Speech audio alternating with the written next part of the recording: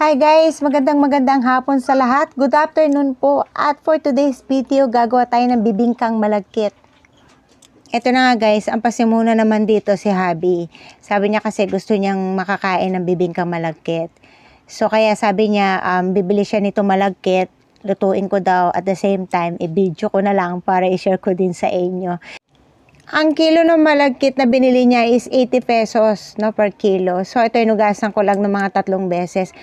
Ang ilalagay ko na dito guys, yung pinakagatana. Yung pangalawang pinagpigaan ng nyog. So balik 6 cup yun guys, yung lalagay ko. And then lalagyan ko siya ng 1 cup kakang gata. At pagkatapos lalagyan ko ng 1 teaspoon salt and then 1 cup white sugar. Kaya kanina guys, sinukat ko na yung malagkit sa measuring cup. And then yung liquid na nilagay ko, sinukat ko rin. So bali ang nangyari nito is 1:1, no? So para hindi hindi ako pumalpak doon sa pagsasaing ng malagkit kasi hindi ako magaling magsaing nito, no? So anyway, nilagyan ko rin ng pandan leaves at pagkatapos isasaing ko na to sa stove. So mangyari, yung sa unang kulo pa lang, pagkatapos ng unang kulo guys, ang gagawin nyo nito, hahaluin nyo na ng hahaluin. So guys, dito pa nga ako nagkamali. Dapat pala, sinaing ko na siya sa kawali, no? So, hindi ko naisip yung kanina, no? So, mas maganda kasi pag sa kawali. Hindi kami hirapan maghalo kasi mababaw yung kawali.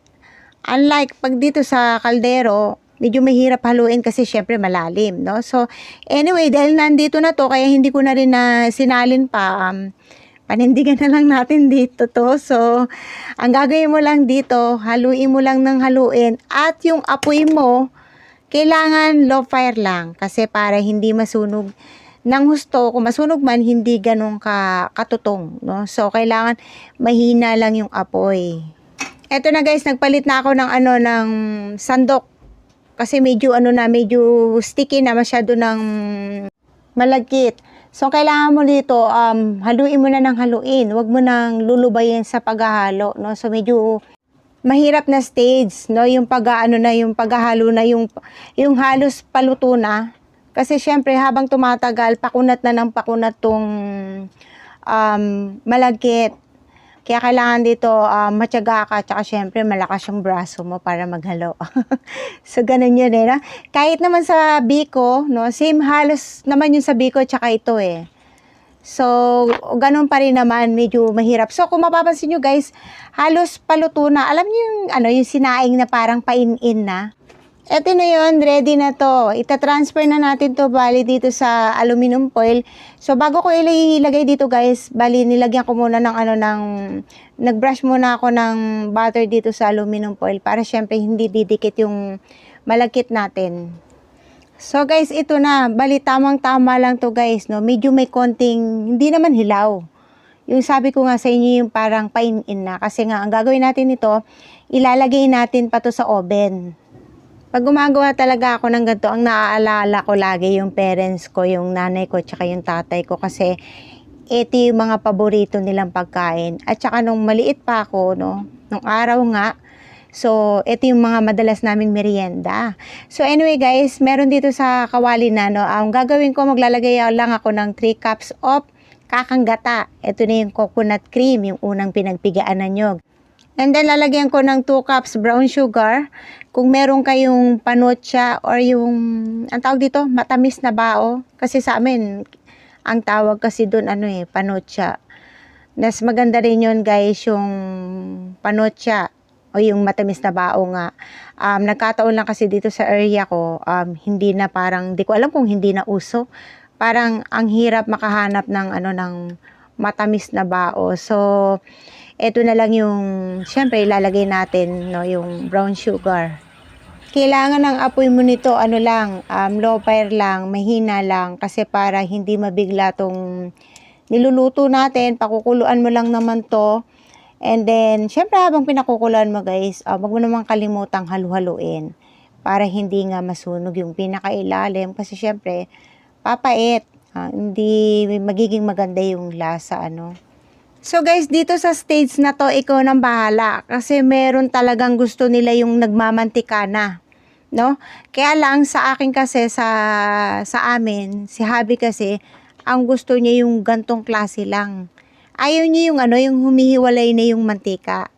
So ayaw niya noon yung parang halos mabubuo na tong niluluto natin kasi pwede na tong parang medyo magsusolid na, no? So ayaw niya ng ganun, kaya nakadepende na sa inyo yan. So after nga na naluto ko na, no, so sinaling ko na kagad dito sa ano, sa malagkit, hindi ko na pinalamig, no, kasi pag lumamig to medyo magiging ano pa to parang malapot, no. So habang medyo mainit-init pa, nilagay ko na dito kagad sa ano, sa malagkit. At ibibake ko to for 130 degrees Celsius for about 15 minutes. So yun guys, depende na rin sa inyo yan kung gaano nyo katagal gusto ilagay sa oven. Kasi ang mangyayari nito, syempre pag matagal, yung parang nagkakaramelize, yung ganon. So ayaw na naman kasi ni hubby ng ganon. So sabi sa inyo, depende na sa inyo yan kung gaano katagal nyo lulutuin. So eto na nga guys, medyo malamig na to. Syempre excited, no? So, hihiwain ko na at hahatiin ko na. So, yung 1 kilo, guys, ito lang yung nagawa ko. Yung pan nito, guys, parang ang sukat nasa 21 by 12, no? So, hindi ko ganong sure lang. Sinukat ko lang ng konti eh. So, anyway, eto na guys, yung aking ginawa. So, before anything else, before I ended this video, magte-thank you po muna ako sa inyong lahat, no? Maraming salamat po dun sa matyagang nanonood sa aking channel, dun sa mga nagko-comment. Maraming salamat po sa inyong lahat, no? At sana po wag niyo pong i-skip yung ads. Please naman po. Thank you very much for always watching my videos. At syempre kung bago ka sa channel ko, please, don't forget to like and subscribe. And syempre, don't forget to click the notification bell for new updates. Syempre, para naka-update po kayo kung ano yung mga isi-share ko para sa inyo. Yun. At ito na, syempre, ang unang tumikim ngayon sila.